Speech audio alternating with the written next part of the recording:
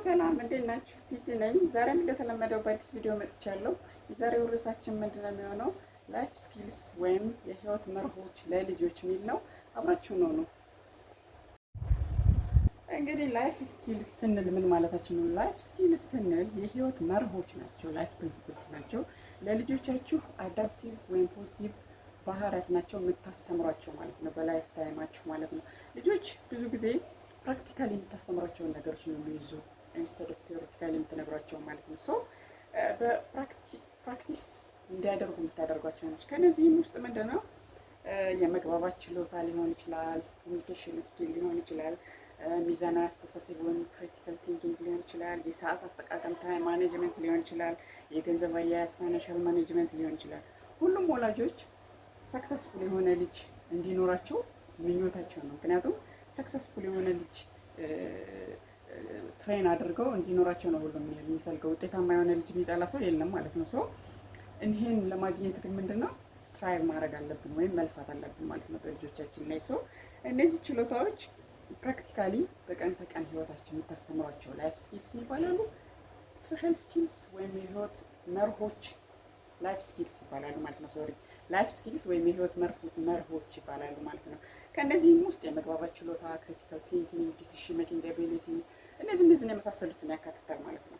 ሶ የዛሬው ርዕሳችን በዚህ ዙሪያ ነው የምንወያየው። ውሳኔ ሰጭነት፣ ዲሲሽን ሜኪንግ አቢሊቲ፣ ጭንቀት መከላከል፣ ስትረስ ማኔጅመንት፣ ሀው ቱ ስቴይ ኦርጋናይዝድ፣ እንዴት ኦርጋናይዝድ እንደሚሆኑ ለምሳሌ በቤት ውስጥ ያላቸውን ሁኔታ ሆምወርክ ሲሰሩ ደብተራቸውን ወደ ነበረበት ቦታ መመለስ፣ ተወያቸውን ወደ ነበረበት ኦሪጂናል ፕሌስ መመለስ፣ እነዚህ ሁሉ ምንድን ናቸው ማለት ነው? ላይፍ ስኪልስ ነው ናቸው ማለት ነው። ካላስተማራችኋቸው እንደዚህ ሊያደርጉ አይችሉም።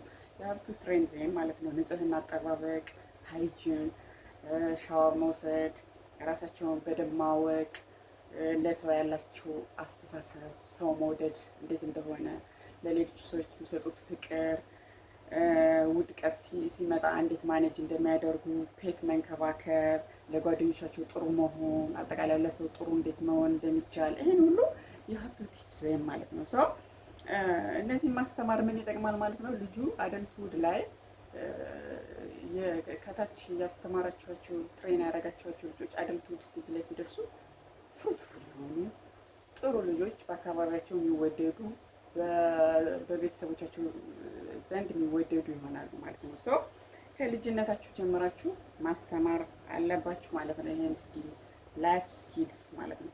ከነዚህም ውስጥ የተወሰኑት እናያለን። ላይፍ ስኪልስ አንደኛው ምንድነው? ራሳቸውን መንከባከብ።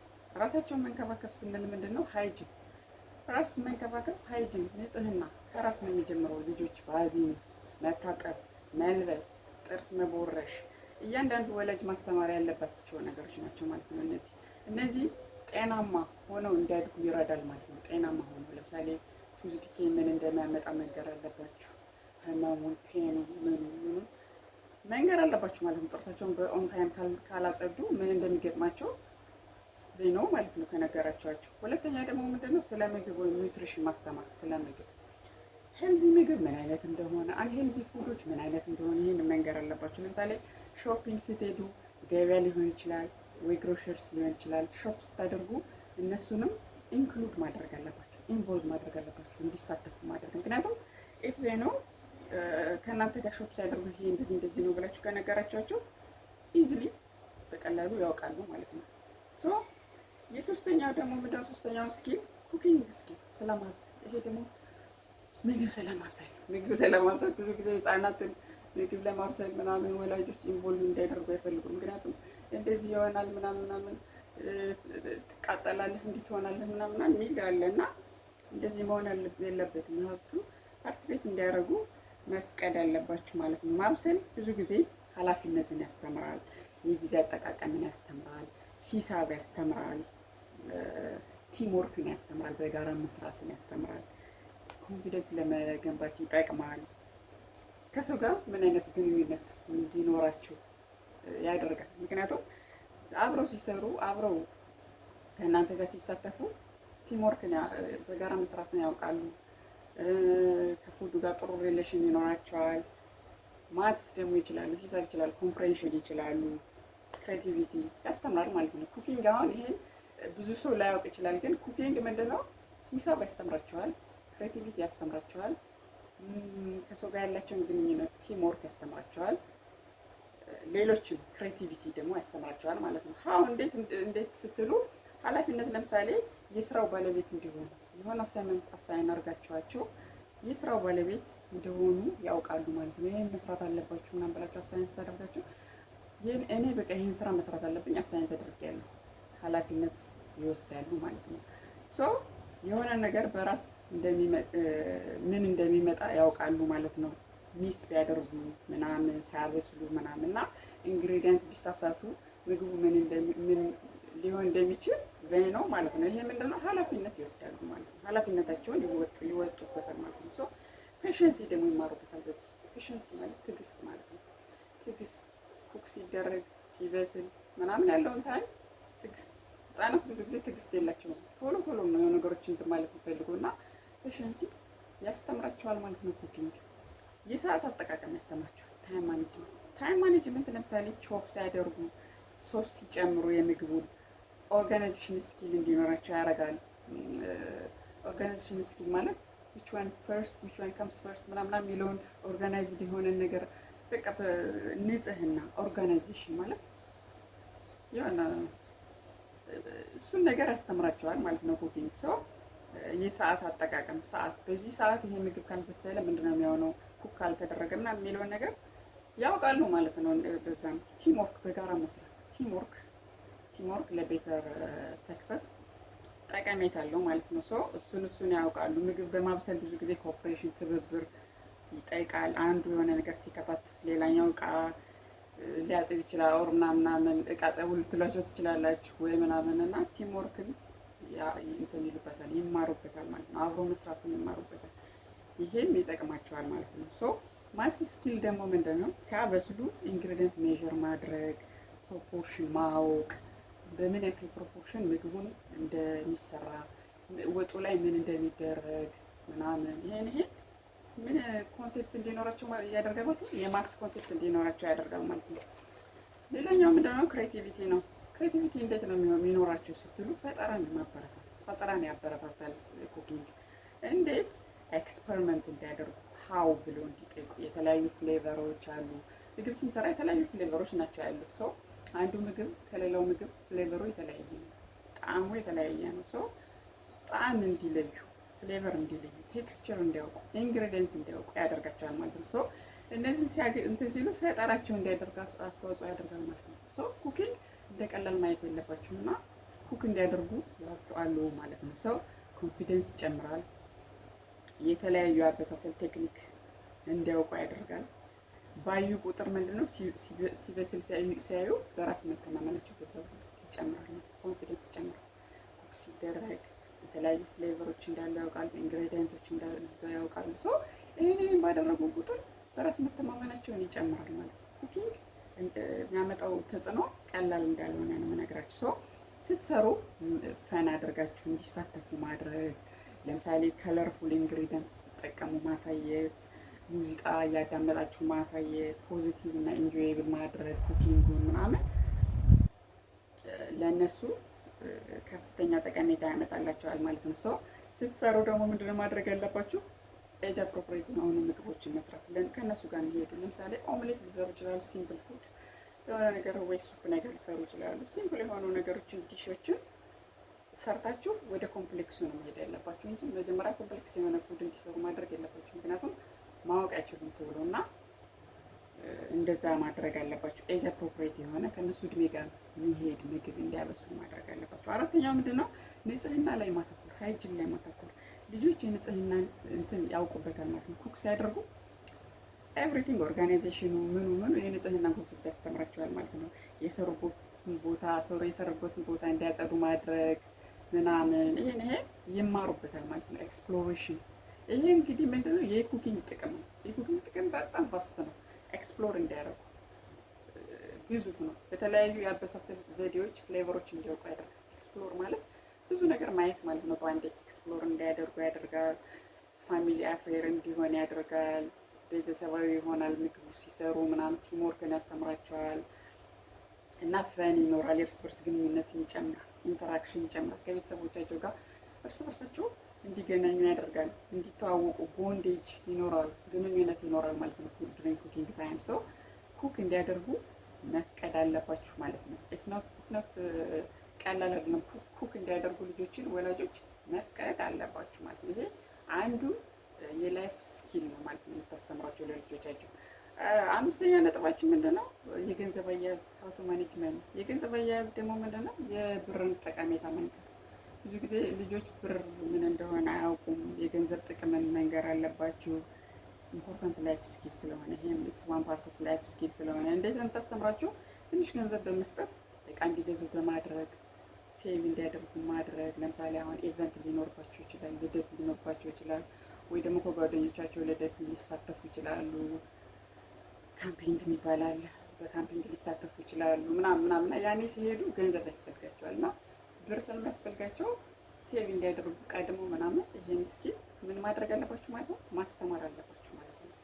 ሶ ስፔሻል ኢቨንት ሲሆን ስፔንድ ሊያደርጉ ይችላሉ፣ ወይም ደግሞ ሌላ ፕሮግራም ሲሆን ከእናንተ ጋር የሆነ ሾፒንግ ሲሄዱ ምናምን ስፔንድ አድርገው የሆነ ነገር ሊገዙ ይችላሉ እና የገንዘብን ጥቅም ሊያውቁ ይችላሉ በዛው ማለት ነው። ያውቃሉ እንደዛ ሲሆን ማለት ነው እና ፋይናንሻል ኢንዲፔንደንት እንዲሆኑ ያግዛቸዋል ማለት ነው። ሶ ፋይናንሻል ማኔጅመንት አን ኢምፖርታንት ላይፍ ስኪል ማለት ነው ለልጆቻችሁ የሚያስተምሯቸው። ስድስተኛ ምንድነው? ችግሮችን የመፍታት ፕሮብለም ሶልቪንግ አቢሊቲ ማለት ነው። ይሄ ምንድነው? በቀን ተቀን ህይወታቸው ችግሮች ሲገጥሟቸው እንዴት ዲል እንደሚያደርጉ። ለምሳሌ መጥፋት፣ ጌቲንግ ሎስት ሰምዌር ልትሄዱ ትችላላችሁ ከቤተሰቦቻችሁ ጋር ምናምን፣ በጣም ፋስት የሆነ ኤሪያ ሊሆን ይችላል፣ የሆነ ባዛር ወይ ሊሆን ይችላል ምናምን እና ልጆች ሊጠፋችሁ ይችላሉ። የሀብቱ ቴልዜን ፎን ነምበር መንገር አለባችሁ ምናምን። ከዚህ በፊት እነሱ ላይ መስራት አለባችሁ። ምክንያቱም ያን የሚያውቁ ከሆኑ ደውለው ለሆነ ሰው ኢንፎርሜሽን ዲስክ ተናግረው ወደ እናንተ ሊመጡ ይችላሉ። ታገኛቸዋላችሁ በቀላሉ ማለት ነው። ምክንያቱም አስተምራችኋቸዋላ ከዚህ በፊት። ካላስተማራችኋቸው ግን ከባድ ነው። ምክንያቱም ይሄ ወሳኝ ላይፍ ስኪል ነው ማለት ነው። ይሄም አንዱ ወሳኝ ላይፍ ስኪል ነው ማለት ነው። ሊጠፉ ይችላሉ ሰምዌር። ችግሮችን መፍታት ማለት ፕሮብለም ሶልቪንግ ማለት ይሄ ነው። ችግሮችን ቀድማችሁ መፍታት አለባችሁ። በጣም ኮምፕሌክስ የሆኑ ችግሮችን የመፍታት ዘዴዎችን መንገር፣ ቴክኒክስ መንገር፣ ሳይፈሩ በስራም ሆነ በቤት ውስጥ ማስተማር አለባችሁ ማለት ነው ወላጆች። ሰው እነዚህ በጌሞች ወይም ልታስተምራችሁ ትችላላችሁ፣ በቪዲዮ ልታስተምራችሁ ትችላላችሁ፣ እንደገና በቱዌስ ልታስተምራችሁ ትችላላችሁ። ፕሮብለም ሶልቪንግ ማለት ይሄ ነው። የመግባባት ችሎታ ሰባተኛው ነጥብ ምንድነው? የመግባባት ችሎታ ኮሚኒኬሽን አቢሊቲ ነው። ይሄ ደግሞ ቨርባሊ ወይም ኢንፎርማሊ ነን ቨርባል ሊሆን ይችላል። የምትግባቡበት፣ የምትደማመጡበት። ለምሳሌ ልጆቻችሁን የሆነ ቦታ ውለው ሲመጡ የዋሉበትን ምን ነበረ ስታደርግ የዋልከው፣ ምን ነገር አደረጋችሁ ምናምን ብላችሁ መጠየቅ፣ ኤክስፕሬሲቭ እንዲሆኑ እንዲያወሩ ማድረግ። ይሄ ኢምፖርታንት ነው ማለት ነው፣ ይጠቅማቸዋል ማለት ነው እና የመግባባት ችሎታቸውን ኮሚኒኬሽን አቢሊቲያቸውን ይጨምራል ማለት ነው። ስምንተኛው ነጥብ ምንድነው? ሀው ቱ ቲንክ ክሪቲካሊ። ይሄ ደግሞ ክሪቲካሊ ማሰብ፣ ነገሮችን በጥልቀት የሚያዩበት ሁኔታ ክሪቲካል ቲንኪንግ ይባላል። በጥልቀት እንዲያስቡ ማድረግ። አስተያየት መስጠት ሳይሆን የሰጡትን አስተያየት ሎጂካል ቲንኪንግ፣ ኤቪደንስ፣ ተጨባጭ የሆነ ኮንክሪት የሆነ እንትን አስተሳሰብ እንዲኖራቸው ማድረግ ማለት ነው ክሪቲካል ቲንኪንግ ማለት ነው። ይህን ከተማሩ በደንብ ካወቁ በኋላ ምንድነው የሌሎችን ሰዎች አስተያየት የሆነ ሰው አሁን አስተያየት ሲሰጣቸው እንዴት ዲል እንደሚያደርጉ እንዴት እንደሚቋቋሙ ማወቅ ይቀላቸዋል ማለት ነው። ቢኮዝ እናንተ ቀድማችሁ ብላችኋቸዋል፣ አስተምራችኋቸዋል ከቤት ማለት ነው። ሶ ይህም ሌላው ዲሲሲቭ የሆነ ላይፍ ስኪል ነው ማለት ነው። ዘጠነኛው ነጥብ ምንድነው? ሀው ቱ ስቴይ ኦርጋናይዝድ። ይህም ቀደም ብለነዋል በኩኪንግ። ኦርጋናይዜሽን ማለት ጥንቅቅ ያለ በቃ ጥንቅቅ ያለ ሰው ኦርጋናይዝድ፣ ቤቴ ኦርጋናይዝድ ነው ምናምን ሲሉ ሰው ሰምታችሁ ታውቃላችሁ። ኦርጋናይዝድ ማለት ጥንቅቅ ያለ ነገሮች ከዌር ቱ ቢሎንግ የሚያስቀምጡበት ማለት ነው። ኦርጋናይዜሽን ማለት ያ ነው። ነገሮችን በቦታቸው ማስቀመጥ ማለት ነው። ይሄ ለምሳሌ ስኩል ቢሎንጊንግ ሊሆን ይችላል፣ አሳይመንት ሊሆን ይችላል። ሁሉንም ጥንቅቅ አድርጎ የማስቀመጥ ችሎታ ኦርጋናይዜሽን ይባላል ማለት ነው። ስትረስን ይቀንሳል። የሰዓት ማኔጅመንትን ይቀንስላቸዋል። እንዴት ሰዓት በአግባቡ እንደሚጠቀም ይነግራቸዋል። ይሄ ራሱ ማለት ነው ሀው ቱ ስቴይ ኦርጋናይዝድ ቀላል አይደለም ማለት ነው። ፕሮዳክቲቪቲ ይጨምራል፣ ውጤታማነትን ይጨምራል። ምክንያቱም ታይም ሉዝ አያደርጉማ። ኢፍ ዘ ፑት የሆነ ነገር ኦርጋናይዝድ አድርገው ካስቀመጡ ኢዚሊ ከዛ ካስቀመጡበት ቦታ ማግኘት ስለሚችሉ ማለት ነው። ለምሳሌ ይሄ የምታስተምሯቸው በምን መሰላችሁ? ካሌንደር፣ ፕላነር፣ ስኬጁል የሚባላሉ እነሱን በስኬጁል በማድረግ ማስተማር ትችላላችሁ ማለት ነው። ይሄ ምንድነው የወደፊት ዓላማቸውን እንዲያሳኩ ይጠቅማቸዋል። ሎንግ ተርም ፕላን እንዲያወጡ ስኩል ፕሮግራም ሊሆን ይችላል። ኮንፊደንሳቸውን ይጨምርላቸዋል ማለት ነው። ይሄን ያግዛቸዋል ማለት ነው። ኦርጋናይዜሽን 9ኛው ነጥብ ይሄን ይመስላል። 10ኛው ምንድነው?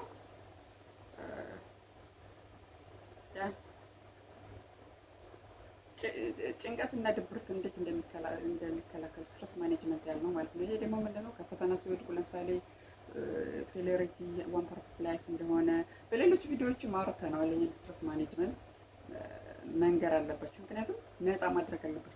ልጆች ስትረስ ይሆናሉ። አንዳንዴ እንዴት በዚህ ፈተና እንደዚህ ልታገኝ ቻልክ ምናምን ማለት የለባችሁ።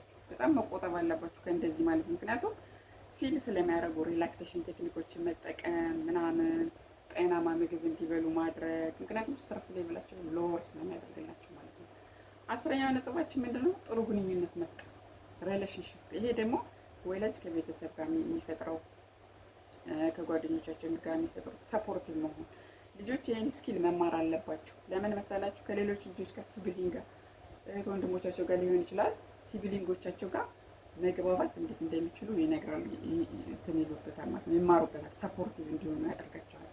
ይህም ጥሩ መማማር እንዲኖር፣ ሰው ማክበር፣ ሬስፔክት፣ እህት ወንድሙ እንዲያከብር፣ ወንድም እህቱ እንዲያከብር ይሆናል። ይቅርታ መባባል የሚያስተምራቸው፣ ይቅርታ መባባል ካጠፉ ሶሪ ምናምን መባባልን ያስተምራቸዋል። ኬር መደራረግ፣ መንከባከብ፣ አንዱ አንዱን እንዲንከባከብ ይጠቅማል ማለት ነው።